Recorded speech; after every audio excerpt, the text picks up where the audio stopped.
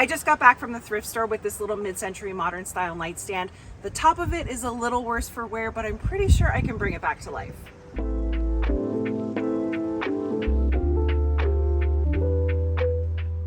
If I were trying to resell, I probably wouldn't bother with a single nightstand because there's just not enough room for good profit on a little table like this. But since I'm flipping to teach you how to see the possibilities in older furniture pieces and try out different refinishing ideas, and I'm still learning the art of restoration, I thought this would make a great project.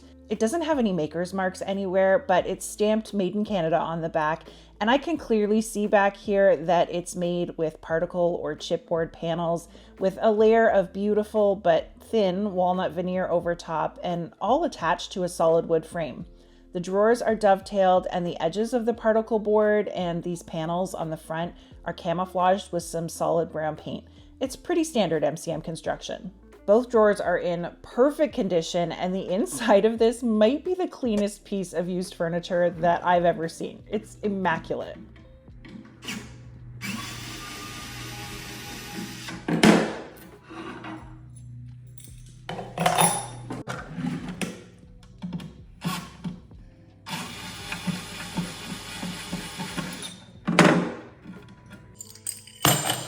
I was kind of hoping I could just pop some more modern knobs onto these, but the hardware holes aren't actually centered in these panels, so I'm not really sure what I'm going to do about that. I would also like to note that I did not pay $40 for this, despite what the price tags say. They had it on clearance for $20, and I had a 20% off coupon.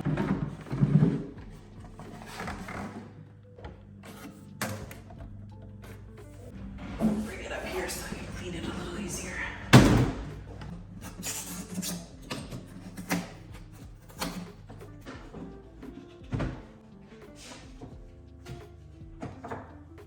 So the legs don't match. These are elm. It's a slightly different color and a completely different wood grain. I'm actually not sure if these are solid elm or if this is just a print that's been laminated on here, which is also really common. I don't know, they kind of feel like they might be solid.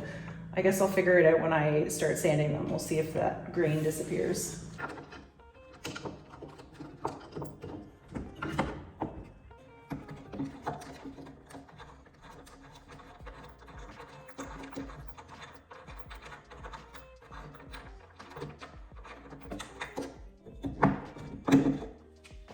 I sprayed everything down with some Simple Green, which is a great degreasing cleaner to help me get any dirt and old furniture polish residue off, because I don't want to be grinding any of that junk down into the wood where it could possibly resist a new finish that I try and put on there. It could cause kind of an oil and water situation where the silicone or wax won't let the new finish absorb or adhere. As I finished cleaning off each section, I went back over with some clean water to rinse off any soap, and then I had a go at removing these panels from the drawer fronts. I thought this piece would look more contemporary without them altogether, but if I did need to keep them for any reason, I wanted to be able to sand and refinish them separately so I didn't mess up the veneer around them trying to get into all the edges and details. I could see on the inside of the drawers that they were tacked on with a few pins, and I was hoping there wasn't any glue.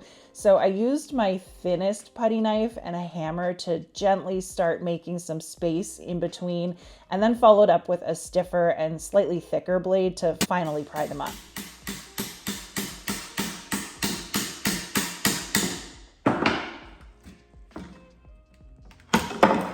Yes! Okay. Fun fact, wood gets tan lines from being in the sun, just like we do. And I was expecting to see some outlines and discoloration, just like where the old hardware was, but it turns out there was no finish under there either.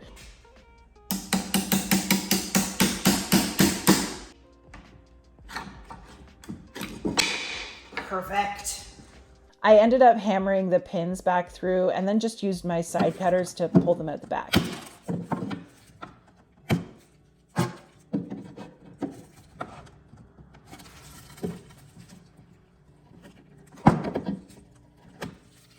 Next, I grabbed my dust mask and carbide scraper to start removing the failing old finish from the top. This thing kind of shaves off thin layers instead of grinding through like a sander does. So it's usually a better method on a thin veneer where you don't have too much material to lose. That didn't last too long though. I changed my mind. I'm gonna sand. I'm just gonna sand really carefully. I'm gonna start with 120 grit. Let's see what happens.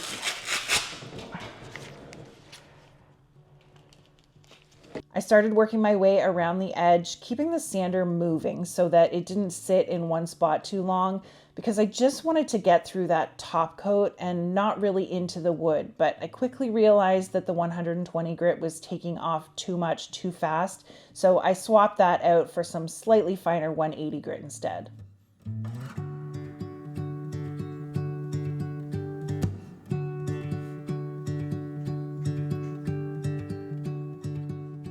I did end up blowing through to the particle board underneath in a few spots around the edges and a couple of raised dots in the center where that damage already was, but I'll show you how to fix those boo-boos in a second. I kept working around the table, going one section at a time until I had the whole thing completely back to bare wood.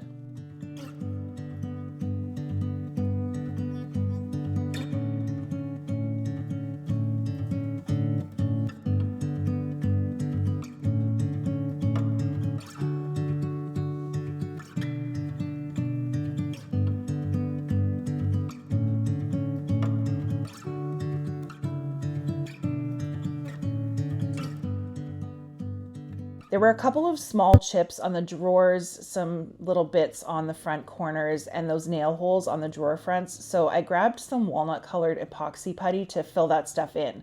This is a two-part product that comes in a tube. You just cut off a chunk and then mix the two components together until it's a consistent color, and then you can shape it into or onto any repairs, and it cures up to be rock hard and sandable in just a few minutes.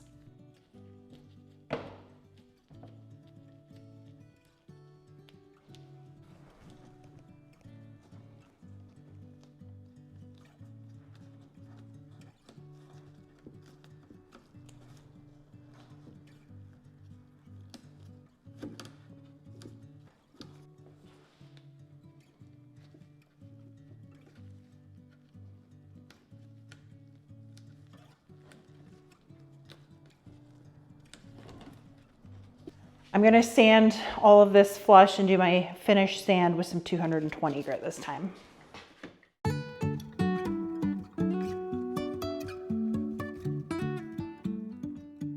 This was a really light and still very cautious sand, just enough to smooth it all out and not really remove any more wood.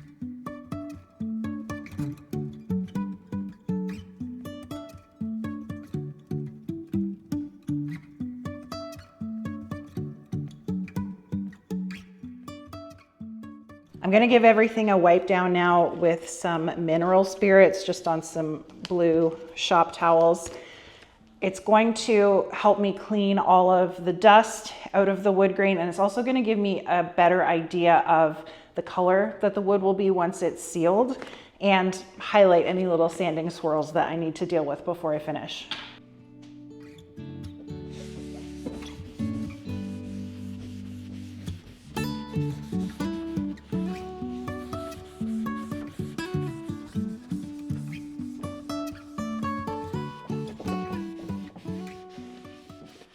I feel like those tan lines from the hardware and those plaques on the front aren't as bad as I was thinking they were going to be, so I might be able to get away with leaving those off. I do also want to try and get this yellow toned elm to match the reddish brown walnut a little bit better.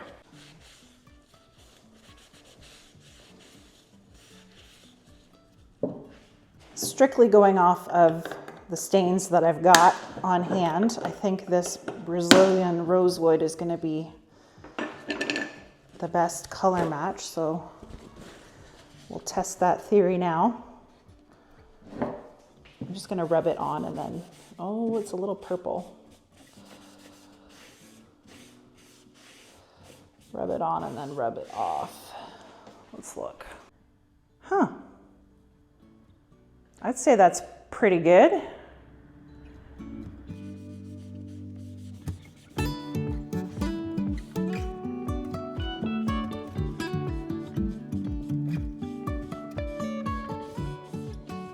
Something we don't really talk about too often is safety with oil-based products specifically.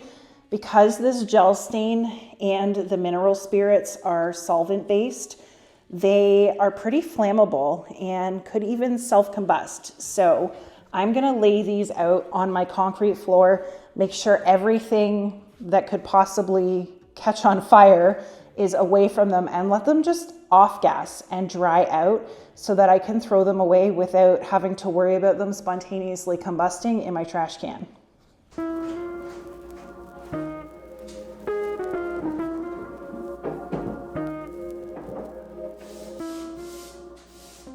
Need to put my respirator on for the next part because it's stinky. A lot of MCM furniture was originally finished with lacquer, and I'm going to do that same finish on here, but the first step is going to be some sanding sealer, which is to sort of prime the wood. It adds a layer of moisture protection and also some extra adhesion properties to the final lacquer finish that I'm going to use. I popped my spray can trigger handle onto the top of this can to make spraying a little bit easier on my fingers, gave the can a super good shake up, and then sprayed a coat over each component of the table and left it to dry for about an hour.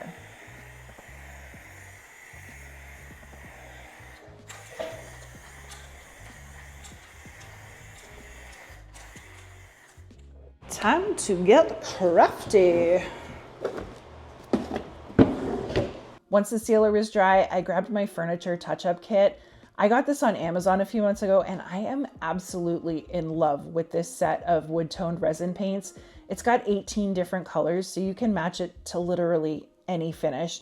But I got myself comfortable on my rolly stool with a podcast to listen to, made myself a little paint palette of a few shades that matched this walnut the best, and got my Bob Ross on for about 45 minutes, blending these blemishes into the happy little wood grain around them. It's kind of crazy how they literally just disappear all of a sudden.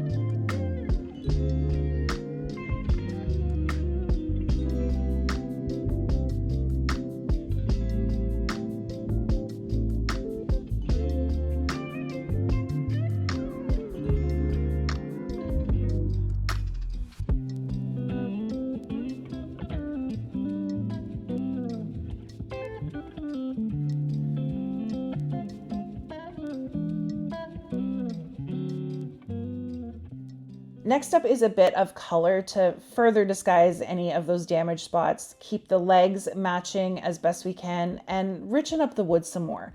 This toner lacquer in Perfect Brown is a tinted clear coat that lets you just build up the color without covering up that wood grain detail.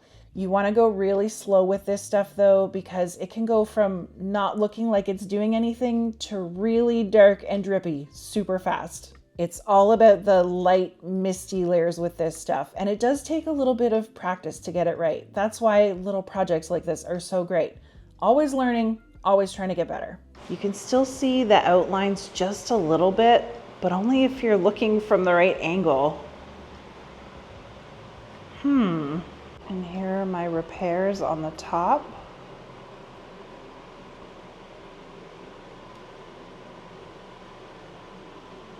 Can't even tell. Once the toner was dry, I gave it all a light sand with a super fine sanding pad to smooth out any texture, dusted it all off, and then shook up my last step, this can of clear satin lacquer.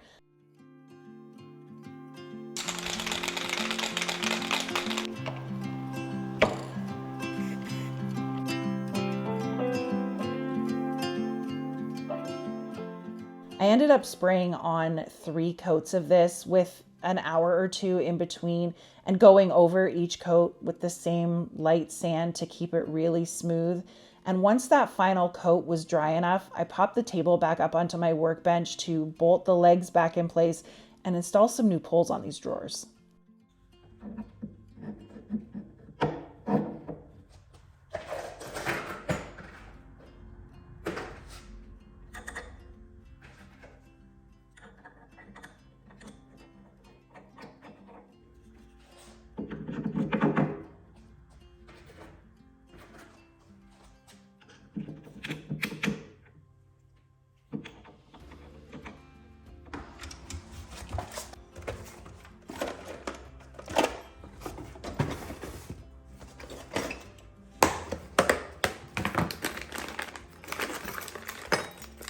I've had these loops in my hardware collection forever, and I was hoping they'd kind of disguise the fact that they're not centered top to bottom on the drawers. I like them, but I'm not sure they're perfect, so I'm gonna keep looking and see if I can find something else.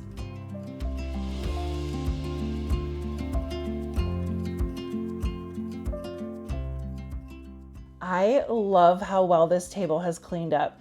It was in decent condition when I found it, but the top definitely needed lots of love. And I think removing the panels from the drawers and matching the color better has really helped bring this piece of history into today's style.